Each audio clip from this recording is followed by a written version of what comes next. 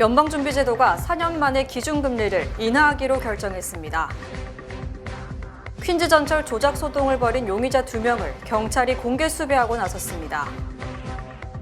15일 발생한 브루클린 전철역 경찰 총격 사건에 항의하는 집회에서 18명이 체포됐습니다. 아담스 뉴욕시장의 기소 위기에 쿠오모 전 지사의 출마설이 제기되고 있습니다. 이상으로 주요 뉴스 전해드렸습니다. 아름다운 제품에서부터 아름다운 사회를 만들기까지 키스는 뉴욕에서 시작하여 현재는 전 세계 12,000명의 직원들과 함께 끊임없이 도전하는 기업입니다. 사람을 생각하고 존중하는 기업. 키스는 한인들이 사회의 주인공이 될 수 있도록 든든한 버팀목이 되겠습니다.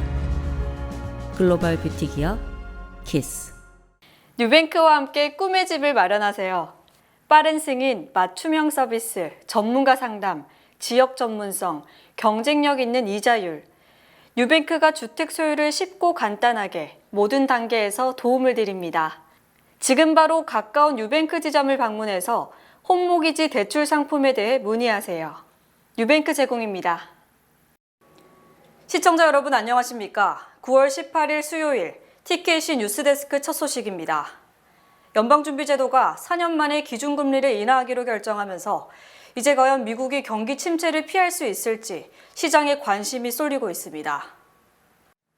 연준은 17일과 18일 이틀간 연 연방공개시장위원회 정례회의에서 기준금리를 4.75에서 5%로 0.5%포인트 인하한다는 결정을 내렸다고 오늘 밝혔습니다. 이는 코로나19 팬데믹 위기 대응을 위해 긴급하게 금리를 낮췄던 2020년 3월 이후 4년 반 만의 금리 인하입니다.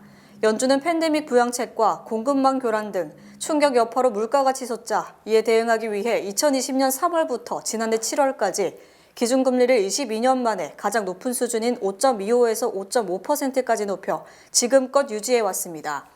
2년 넘게 이어졌던 물가와의 전쟁을 사실상 마무리하고 경기 부양에 시동을 걸었다는 해석이 나옵니다. 퀸즈의 빈 전철을 조작하다 충돌 사고를 낸 용의자 2명을 경찰이 수색 중입니다. 사건은 12일 브라이오드 전철역에서 자정이 조금 지난 시간에 발생했다고 경찰은 밝혔습니다. NYPD는 신원이 밝혀지지 않은 용의자 2명이 빈 전철로 진입해 전철을 조작했고 이후 전철이 충돌하며 일부분 망가졌다고 말했습니다. 경찰에 따르면 부상자는 없으며 용의자는 도주 상태입니다. 경찰은 용의자 2명의 인상착의가 담긴 감시 카메라 영상과 사진을 공개했습니다. 첫 번째 용의자는 날씬한 체형의 남성으로 파란색 탱크탑과 빨간 셔츠를 입고 검정 백팩을 맨 것으로 드러났습니다. 또 다른 용의자는 보통 체격의 여성으로 분홍색 샤워캡을 쓰고 분홍색 민소매, 분홍색 셔츠를 입고 분홍 핸드백을 든 것으로 알려졌습니다. 지난 15일 브루클린 전철역에서 무고한 시민 2명이 경찰이 쏜 총에 맞는 사건이 있었죠. 이에 항의하는 집회가 17일 있었는데요. 시위대 18명이 체포됐습니다. 시위는 브루클린 브라운스빌의 셔터 애비뉴 L 전철역에서 있었습니다.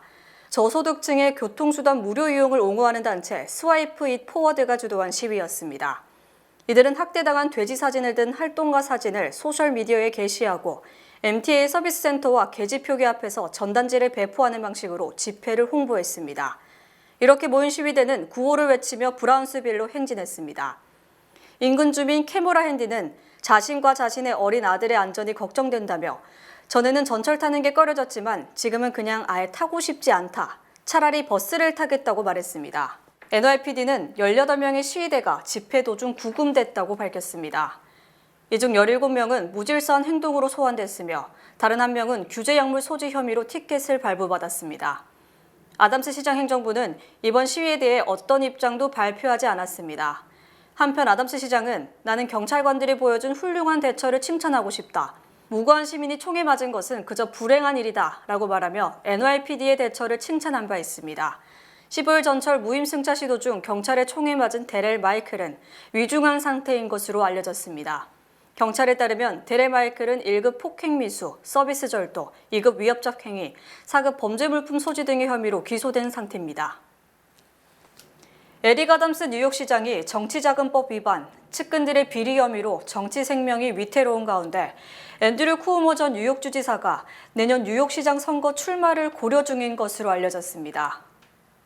쿠오모 전 주지사를 지지하는 유명 투자은행 최고 경영자가 다른 기업 간부들에게 쿠오모 주지사가 내년 뉴욕시장 선거에 출마할 것이라고 말했으며 이 같은 소문이 월스트리트에 빠르게 확산되고 있다고 뉴욕포스트가 보도했습니다.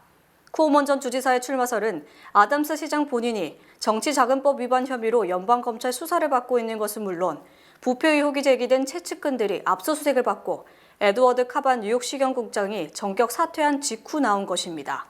특히 쿠오모 전 주지사의 오른팔로 각종 비리 의혹을 받았던 멜리사 드로사도 주위에 이 같은 출마설을 적극적으로 알리고 있어 쿠오모 전 주지사가 출마를 앞두고 애드벌룬을 띄워 뉴요커들의 여론을 살피는 것으로 추정됩니다. 드로사는 쿠오모가 뉴욕시장에 출마해야 한다는 전화가 쇄도하고 있다며 뉴욕 시민들이 쿠오모 출마를 요구하고 있다고 주장했습니다. 쿠오모 전 주지사는 재임 중 팬데믹 위기를 맞아 미국 내 그 어느 주보다 훌륭한 대처를 했지만 2021년 8월 부하 직원 등에 대한 성추행 혐의가 제기돼 자진 사퇴했고 검찰 조사 결과 10여 명에 대한 추행 혐의 전체가 구체적 입증이 안 돼 무혐의 처리됐습니다. 이처럼 쿠오모는 자신의 아무 잘못도 없었음에도 희생됐다고 생각하고 있으며 뉴요커의 직접 심판, 즉 선거를 통한 명예회복을 꿈꾸고 있어 사실상 뉴욕시장에 출마할 가능성이 큰 것으로 전망됩니다. 에릭 아담스 뉴욕시장은 뉴욕시 고위 간부들에 대한 연방검찰의 수사에 별로 신경을 쓰지 않는다고 주장했습니다. 아담스 뉴욕시장은 어제 주례 기자회견에서 뉴욕 시민들이 연방검찰의 수사를 우려하고 있다. 이 같은 우려를 인식하고 있냐는 질문에 대해 뉴욕 시민들이 나에게 그런 우려를 제기한 적 없다. 이를 큰 문제로 포장하는 언론이 문제라고 비판했습니다. 아담스 시장은 나는 이해할 수가 없다. 만약 문제가 있다면 우리는 이를 해결하면 된다. 현재 검찰 수사 등의 문제보다도 다른 현안들이 더 많다고 강조했습니다. 아담스 시장은 뉴요커들은 내 도시, 내 학교, 내 고용 안전에 대해 너는 무엇을 하고 있냐라고 묻고 있다. 이게 바로 뉴요커가 중요하게 생각하는 부분이다. 내가 거리에서 듣는 말은 바로 이런 말이라며 검찰 수사 우려를 일축했습니다. 하지만 어제 1시간 30분가량 계속된 기자회견에서는 검찰 수사 문제에 대한 질문이 대부분을 차지했고 아담스 시장은 같은 질문을 계속하고 같은 답을 계속하는 것 때문에 우리가 산만해진다. 현안에 집중할 수 없도록 한다고 비판했습니다. 특히 아담스 시장은 자신의 최측근인 팀 피어슨이 난민 임시 수용소 등의 계약과 관련 비리 의혹이 제기된 데 대해서도 피어슨을 옹호했고 경찰 비리의 핵심으로 지목된 뱅크스 형제에 대해서도 수십 년간 그들을 알았다며 파면 요구를 일축했습니다. 트럼프 전 대통령이 어제 두 번째 암살 위기를 넘긴 뒤 미시건주에서 첫 대중 유세에 나섰는데요. 오직 위대한 대통령만 총에 맞는다고 주장했습니다. 트럼프 전 대통령은 어제 경합주인 미시건주 플린트에서 타운홀 미팅을 갖고 두 번의 암살 위기와 관련 엄청난 경험이었다. 대통령직은 위험한 비즈니스라고 말했습니다. 트럼프 전 대통령은 사람들은 자동차 경주가 위험하다 생각하고 로데오 경기가 좀 무섭다고 말하는데 그렇지 않다. 이것이 위험한 일이라고 강조했습니다. 특히 미국 역사를 살펴보면 위대한 대통령만이 총에 맞는다고 주장했으며 이는 링컨, 케네디 등 역사의 족적을 남긴 대통령들과 자신을 같은 반열에 올려놓으려는 것으로 풀이됩니다. 트럼프 전 대통령은 전날 바이든 대통령 및 해리스 부통령으로부터 위로 전화를 받았다며 매우 좋았고 고마웠다고 말하고 우리는 우리나라를 되찾아야 한다. 우리는 대선에서 이겨야 한다고 역설했습니다. 트럼프 전 대통령의 이 같은 발언은 바이든과 해리스의 증오가 암살을 초래했다는 종전 발언과는 매우 대조적인 겁니다. 트럼프 전 대통령은 미시건주 유세를 마친 뒤 어젯밤 11시쯤 뉴욕으로 돌아와 맨해튼 트럼프 타워로 향했습니다. 트럼프 전 대통령에 대한 거듭된 암살 시도와 경호 실패 논란이 거세지면서 백악관 비밀경호국이 트럼프 전 대통령에 대한 경호를 대폭 강화했습니다. 백악관 비밀경호국은 어젯밤 트럼프 전 대통령과 가족들이 투숙한 맨해튼 트럼프 타워 입구에 대형 경호용 방탄 천막을 치는가 하면 곳곳에 저격수 등을 배치한 것으로 확인됐습니다. 백악관 비밀경호국은 트럼프가 현직 대통령일 때 맨해튼 트럼프 타워를 찾을 때만 현관을 경호용 천막으로 가렸을 뿐 퇴임 이후에 트럼프 타워에 이 같은 수준의 경호, 경비를 펼친 것은 이번이 처음으로 알려졌습니다. 어젯밤 미시건에서 돌아온 뒤 트럼프 전 대통령의 전용차는 바로 이 경호용 천막 안에서 멈춰섰고 트럼프 전 대통령은 이 천막 안에서 곧바로 트럼프 타워 안으로 들어감으로써 차에서 내리는 모습 등이 노출되는 것을 막았습니다. 경호 관계자는 트럼프 전 대통령 및 가족들이 뉴욕시에 머물 때 그 어느 때보다도 많은 인력을 투입하고 있으며 역대 전직 대통령직 최고 수준의 경호라고 강조했습니다. 특히 트럼프 타워 인근 건물 곳곳에서 저격수 등이 배치된 모습도 눈에 띄었고 이 일대 일부 교통도 차단됐습니다. 또 어제 낮에는 트럼프 전 대통령의 부인 멜라니아 여사가 트럼프 타워에서 나와서 모처로 이동할 때에도 엄청난 규모의 경호팀이 배치된 것이 목격됐습니다. 카말라 해리스 부통령이 어제 여성 생식권 문제와 관련 정부나 트럼프가 여성 자신의 몸과 삶에 간섭해서는 안 된다고 강조했습니다. 해리스 부통령은 어제 필라델피아에서 열린 전미 흑인 언론인 협회 초청 토론에서 2022년 조지아주에서 숨진 여성이 낙태 금지법에 따른 치료 지연 때문에 사망했을 가능성이 있다는 주정부 평가를 언급하며 이같이 주장했습니다. 이는 해리스 부통령이 지난 10일 TV 토론 때 여성의 몸은 여성 자신이 결정해야 한다고 말한 것과 괴를 같이 하는 것으로 낙태에 대한 자율적 결정 권한을 강조한 겁니다. 특히 해리스는 보수의회 대법원이 폐기한 로데웨이드 판결, 즉 낙태권 보장을 다시 법으로 만들 것이며 이 법안이 의회를 통과하면 자랑스럽게 법에 서명할 것이라고 말했습니다. 해리스는 트럼프 전 대통령이 TV 토론에서 오하이오주 스프링필드에서 IT 이민자들이 반려동물을 잡아먹는다는 발언과 관련 매우 안타깝다. 스프링필드에서 벌어지는 일들로 많은 사람이 괴로워하고 있으며 이런 일이 중단돼야 한다고 주장했습니다. 다만 해리스는 지난 15일 트럼프 전 대통령의 두 번째 암살 시도와 관련 트럼프와 통화를 해서 안전을 확인했으며 우리나라의 정치적 폭력이 발붙일 곳이 없다고 설명했습니다. 또 자신에게 우호적이지 않은 것으로 알려진 흑인 남성의 표심에 대해 흑인 남성이 누구의 주머니 안에 있다고 속단하지 않는 것이 중요하다. 다른 유권자와 마찬가지로 그들의 표를 얻기 위해 노력할 것이라고 말했습니다. 한인 영주권자들이 시민권을 취득하는 데 걸리는 시간이 약 8.7년으로 전체 평균 7년보다 더 오래 걸리는 것으로 나타났습니다. 연방이민 서비스국이 발표한 시민권 취득 소요 시간에 따르면 미국 평균 이민자들이 영주권을 받은 뒤 시민권을 받는 데 걸리는 시간은 7년으로 조사됐습니다. 반면 한인들은 영주권을 받은 뒤 시민권을 받는데 평균 8.7년이 걸리는 것으로 나타났습니다. 이처럼 한인들의 시민권 취득 소요 시간이 오래 걸리는 것은 한인들이 가급적 국적을 바꾸는 것을 꺼리기 때문으로 풀이됩니다. 미국 이민자 중 시민권 취득에 가장 빠른 나라는 나이지리아 국적자로 5.6년, 평균보다 1.4년이 빨랐고 파키스탄과 인도, 브라질이 5.9년, 이란이 6년 등으로 집계됐습니다. 즉 영주권 취득 이후 5년이 지나야 시민권 취득 자격이 주어지는 것을 감안하면 나이지리아 출신 등은 영주권 취득 5년이 지나면 곧바로 시민권을 신청, 약 6개월 만에 시민권을 받은 셈입니다. 한편 올해 4월부터 6월까지 시민권 신청자는 24만 526건으로 이 중 21만 9,689건, 신청자의 91.3%가 시민권 승인을 받았습니다. 또 2023 회계년도 중 시민권을 가장 많이 받은 국가는 멕시코로 11만 1,500명에 달했고 인도가 5만 9천 명, 필리핀이 약 5만 명으로 집계됐습니다. 인스타그램이 10대 계정이 기본적으로 비공개로 전환된다고 밝혔습니다. 페이스북 모회사 메타 플랫폼은 17일 청소년 이용자들을 위한 이런 내용의 안전사용 강화 방안을 발표했습니다. 이에 따라 이날부터 미국과 영국, 캐나다, 호주에서 인스타그램에 가입하는 18세 미만의 청소년은 제한적인 10대 계정으로 전환됐습니다.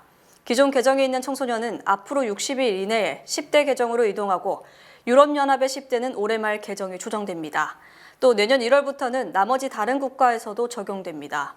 10대 계정은 기본적으로 비공개로 전환되고 개인 메시지는 10대 이용자가 팔로우하거나 이미 연결된 사람으로부터만 받을 수 있도록 제한됩니다. 또 민감한 콘텐츠를 볼 수 없고 인스타그램의 알고리즘은 성적인 콘텐츠나 자살 및 자해에 관한 콘텐츠를 추천하지 않습니다. 부모의 감독 권한도 강화됩니다. 16세 미만의 이용자는 부모의 허락이 있어야 설정을 끌 수 있습니다. 한편 이번 조치는 메타가 10대들이 중독되도록 인스타그램과 페이스북의 기능을 고의적이고 의도적으로 설계해 청소년에게 해를 끼치고 있다는 비판이 제기된 가운데 나왔습니다. 세계적으로 유명한 밀폐용기 브랜드인 터파웨어가 사라질 위기에 처했습니다. 터파웨어 브랜드 코퍼레이션 최고 경영자는 17일 성명을 통해 지난 몇 년 동안 회사의 재무 상태는 어려운 거시경제 환경으로 인해 심각한 영향을 받았다며 파산 신청을 했다고 밝혔습니다. 78년 역사의 터파웨어는 식품 보관 등에 사용되는 밀폐용기의 상징입니다. 하지만 소비자들이 플라스틱 대신 환경을 고려한 식품 보관 방법을 찾기 시작하면서 유행에서 밀려났습니다. 최근 몇 년 동안 이어진 원자재 가격 상승, 임금 상승, 운송 비용 등의 상승도 실적에 악영향을 미쳤습니다.